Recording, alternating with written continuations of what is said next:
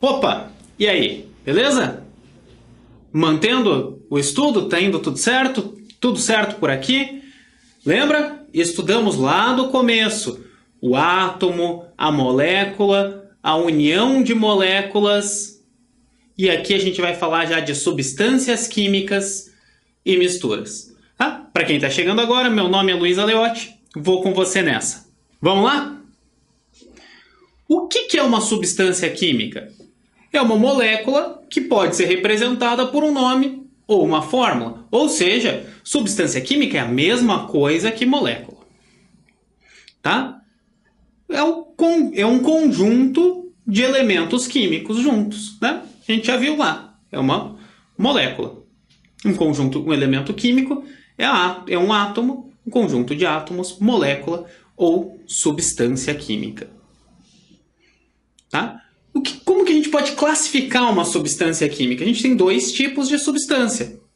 Substância química simples, né? Bem simples, que os átomos são todos do mesmo elemento. Tá? Bem simples. H2, Cl2, O2. A gente tem uma substância composta, que são átomos diversos. Né? H2O, CO2. Bem tranquilo, né? Não tem como errar esse tipo de coisa. Né? Mas a gente tem que ter o conceito. Né? Não podemos esquecer desse tipo de coisa. Tá? A fórmula química que a gente escreveu ali, né? Lembra que essa fórmula que a gente usa, a gente vai colocar o número embaixo, ali é a quantidade de átomos, né, daquele elemento que vão nessa fórmula. Né? É uma representação abreviada da substância. A gente escreve H2O para não escrever sempre água, por exemplo. Mas isso aí é tranquilo. Imagina, H2SO4 é bem melhor do que ácido sulfúrico. Né? É uma representação do que tem ali e é uma forma abreviada também. Os números ali vão mostrar a proporção atômica. Mas existem três tipos de fórmula que a gente usa. Tá? Tem a fórmula molecular, que é essa que a gente tem visto mais, que é o número de átomos de cada elemento presentes numa molécula. H2O é a molécula básica de água, tem 2 hidrogênios e 1 oxigênio. Mas a gente também pode encontrar como uma fórmula mínima, que vai ser a proporção entre os átomos. Por exemplo, no caso da água, H2O significa que tem 2 Hs para cada oxigênio.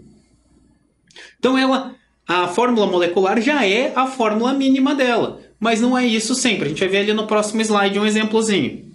E também pode ter a fórmula percentual, que a gente vai estar em porcentagens de cada elemento ali. Né? Essa fórmula percentual era mais usada principalmente antigamente, quando a gente queria descobrir o que era formado aquela molécula. Daí você descobria, você fazia análises em laboratório. Lembra que química é uma ciência experimental, né? Totalmente empírica. Então, para descobrir que a glicose é C6H12O6, na verdade, fez-se vários experimentos e descobriu qual era a porcentagem de carbono, a porcentagem de hidrogênio, a porcentagem de oxigênio, para daí chegar na molécula. Né? Antes de ter essa ideia, como é que a gente chegou nessa ideia de quantos elétrons tem em cada um? Vem mais desse jeito. Então, o exemplo é com a própria glicose. Ela é C6H12O6, é uma molécula grandinha. Mas isso aqui é a fórmula molecular dela. Mas ela pode ser escrita na fórmula mínima como CH2O. Tá vendo?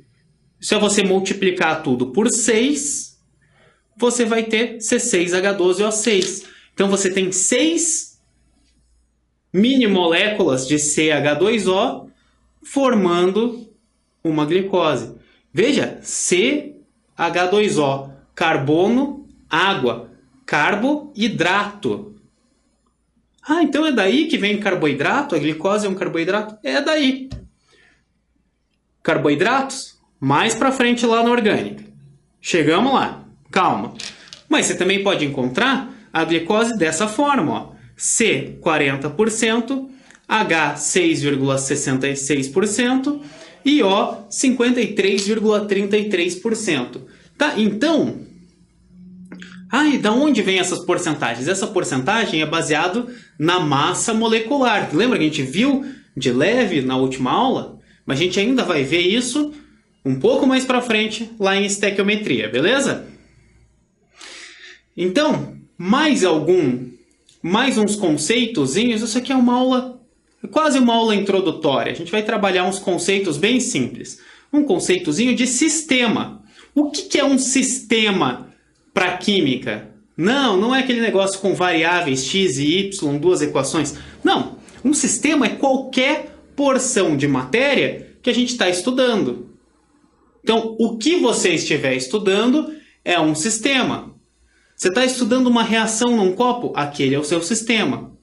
Ele é aberto ou é fechado? O sistema aberto tem a comunicação com a atmosfera e com outros sistemas. O sistema fechado, ele é totalmente fechado e não tem comunicação, não troca nada. Tudo fica lá dentro.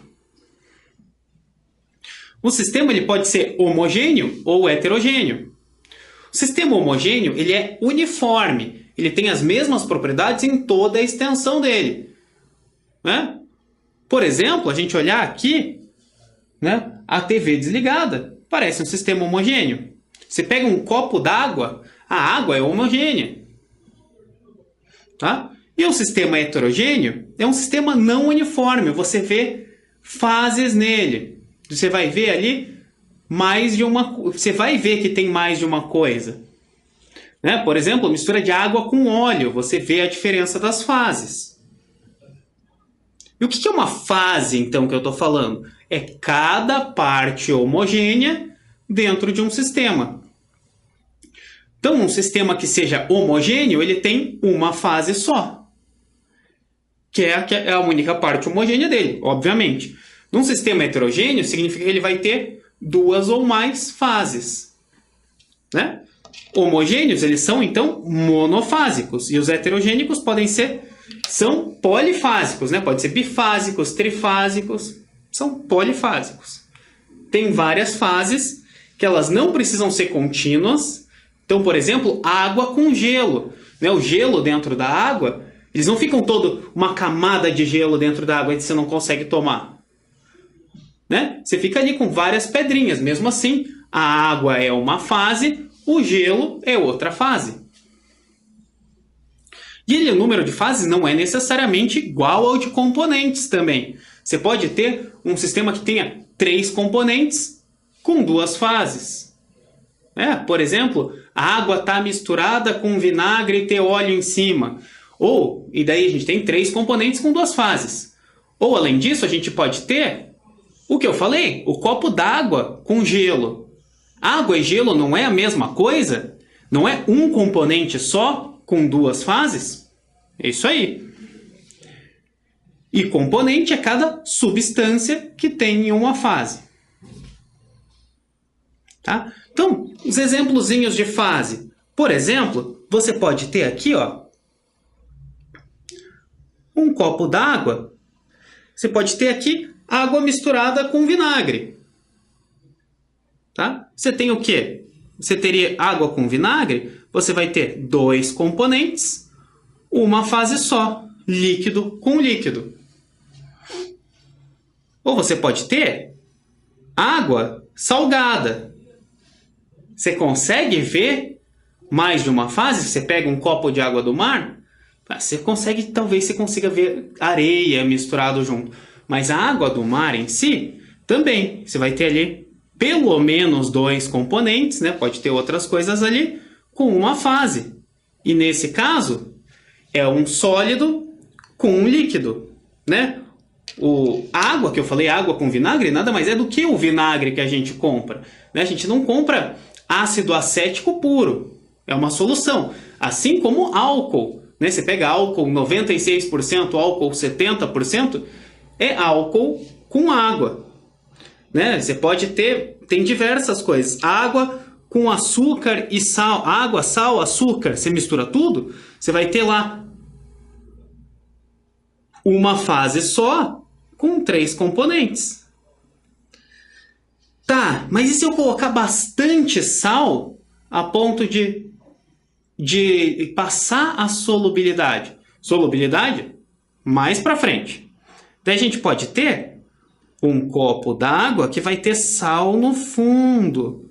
Então aqui ó, a gente tem 2 fases e 2 componentes. Tá?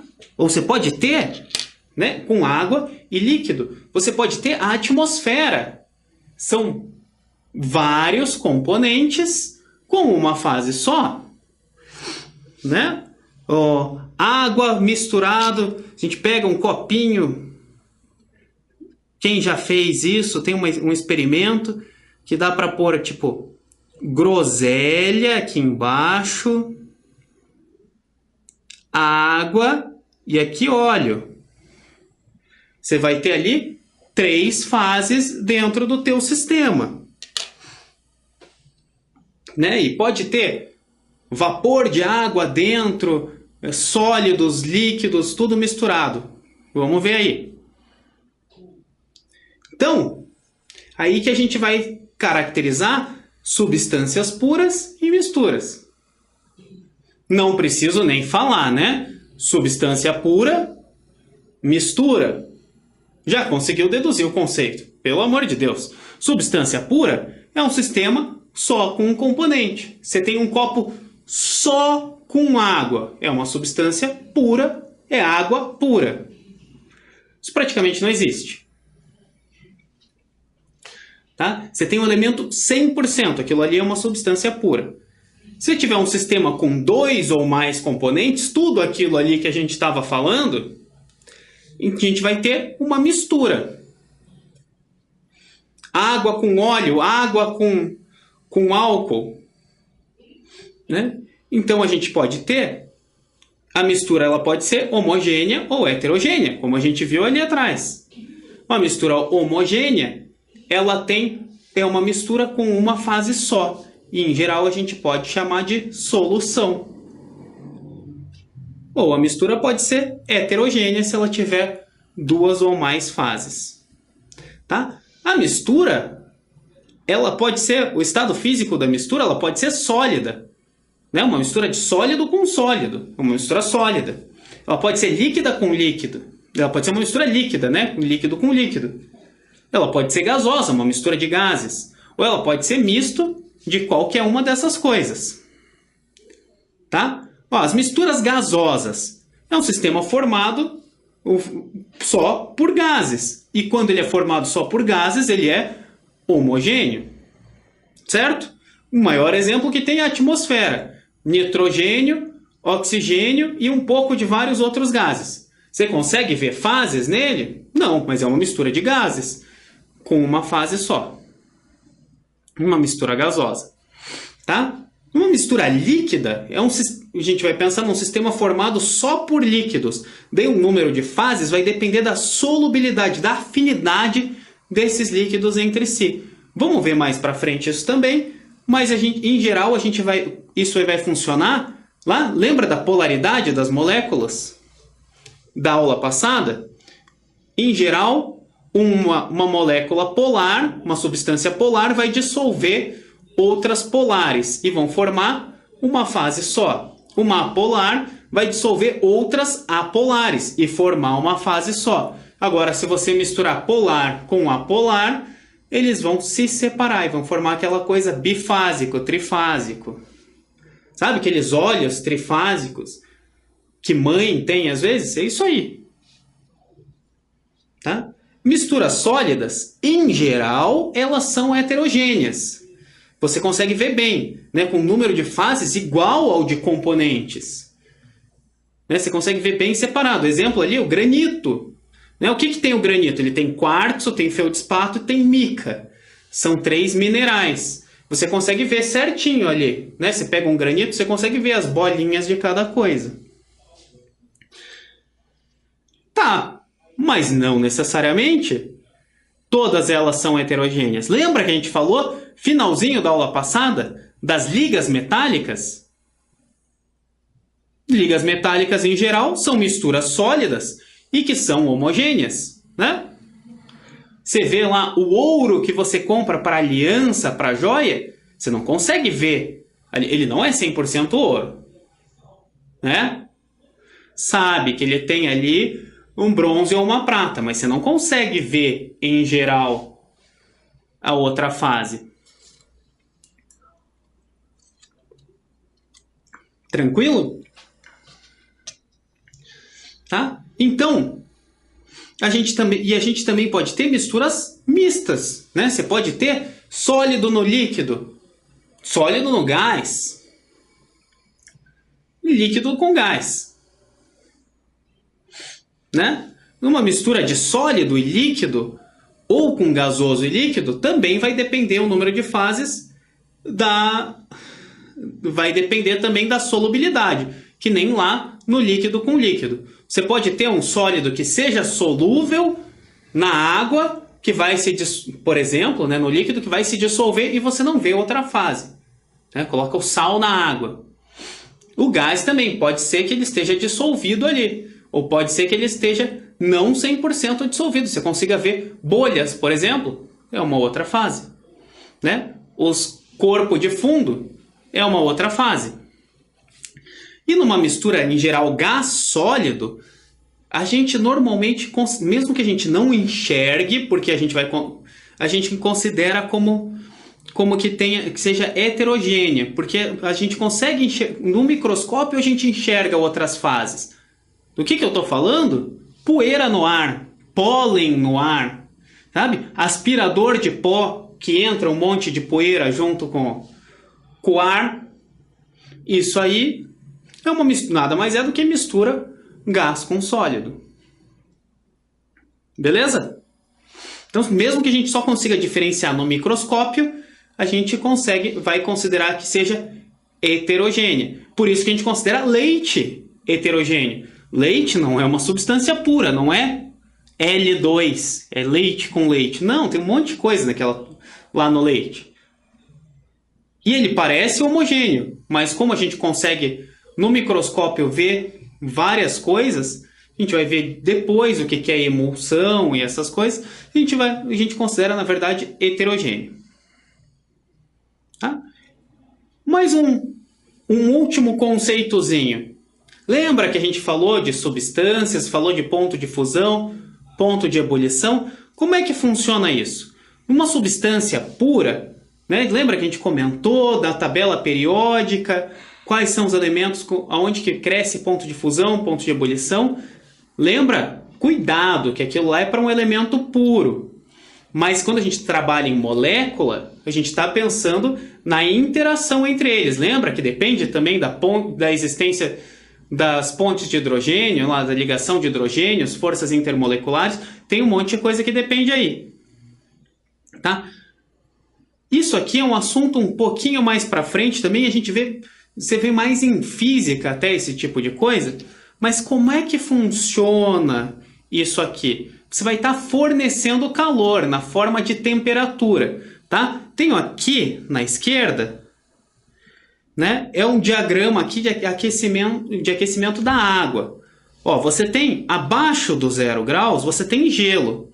Você vai fornecendo calor e ela vai subindo a temperatura linearmente do gelo. Pode ter gelo de menos 80 e vai subindo. Daí quando chega no 0 graus, o gelo não chega a 1 grau, não chega ali. Não. Chega a 0 graus, mantém todo o teu gelo ali a 0 graus e você vai dando calor, ele vai derretendo. Aqui nesse ponto, a gente vai ter uma mistura de água com gelo. Até que você vai fornecendo calor, né? Aqui, ó, por tempo, vai fornecendo calor até o gelo derreter totalmente e você ter só água. Aí você começa a aquecer mais e vai subindo linearmente a temperatura da água, até chegar nos 100 graus. E aí, de volta, para de subir. Você continua fornecendo calor e ela se mantém a 100 graus. A água não vai passar desses 100 graus. Tá, aqui a gente está falando a nível do mar, tá? Em cada cidade, na verdade, essas temperaturas mudam um pouco, tá? Por exemplo, aqui em Curitiba é cerca de 98 graus que ferve a água, tá? A gente considera 100 graus, considera o nível do mar. Então, aqui, ó, chega aqui nos 100 graus, ela vai começar a evaporar, começou a ebulição, começa a formar o vapor de água, começa a formar gás. Formando o gás, né? Mas o gás não começa a esquentar e daí você vai ter uma parte lá a 130 graus e outra a 100. Não, você vai fornecendo calor até toda a água virar gás. Depois você continua fornecendo calor e vai formando só vapor de água ou gás. Tá? Mas numa mistura não é assim, né? Se pensa num álcool com água misturado. O ponto de fusão do álcool é um, da água é outro, de ebulição de um é um, e de ebulição do outro é outro, é separado. Então você vai ter... Difícil aqui um sólido, mas tudo bem. Né? Podia ter um exemplo melhor, mas já fomos com esse. Ele vai ser sólido por um tempo. Você começa a aquecer ele sólido. Daí ele começa a entrar em fusão. Mas veja que ele entra em fusão inclinado. Não é reto que nem esse aqui. É inclinado. Ele vai, ao mesmo tempo que ele vai trocando de estado, ele vai ganhando temperatura. Tá? Até que ele fica totalmente líquido. Quando ele fica totalmente líquido, ele volta a ganhar temperatura normal. Sobe ali a inclinação. Até ele chegar no início da ebulição. No início da ebulição, ele, de novo, ó, não é reto. É levemente inclinado. Porque ele vai formando o gás e, ao mesmo tempo, ganhando temperatura. Até virar totalmente gás e aí voltar a ganhar temperatura mais rápido. Então, uma substância pura tem ponto de fusão e de ebulição constantes, enquanto as misturas têm ponto de fusão e ebulição variáveis, porque depende do ponto de fusão e de ebulição de cada um dos componentes. E a gente tem aqui a gente vai ter duas exceçõezinhas. A gente vai ter as misturas eutéticas. É a primeira exceção. A mistura eutética, ela tem o ponto de fusão constante. Então, se você pega lá um sólido, vai aquecendo e daí ele se funde numa temperatura constante. Daí, depois que ele está líquido, ele volta a ganhar temperatura normal. Você vai falar, então com certeza ele é puro. Nem sempre. Porque existe aqui a eutética. Ó. Ela funciona aqui como se fosse pura.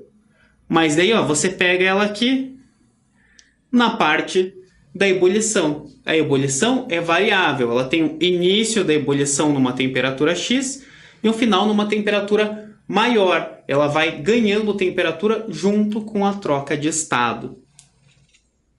Exemplo disso é a solda, usada mecânica para... Né, sabe? Já viu alguém soldando alguma coisa, juntando duas coisas lá? Essa solda é uma mistura eutética. E se a gente tem ali aquela exceção, era ponto de fusão constante e de ebulição variável, a gente vai ter a mistura azeotrópica, que é o contrário. Ponto de fusão variável, né? Chega aqui, começa a fusão em uma temperatura, aumenta a temperatura durante a fusão, volta a ganhar temperatura e a ebulição é constante. Exemplo disso é o álcool etílico 96%. Ele funciona bem assim. Tá bom? Vamos falar mais sobre isso lá para frente. Tá? Aqui é só para a gente ter esses conceitozinhos na cabeça. Beleza? Então era isso aí que tinha por hoje, galera. Tá? Vamos lá, força, vamos continuar nessa. Qualquer dúvida, vamos lá, acessa o site da Cultive, lá você vai ter o apoio, tá? E é isso aí, galera. Tá? Ficamos por aqui e até a próxima. Falou!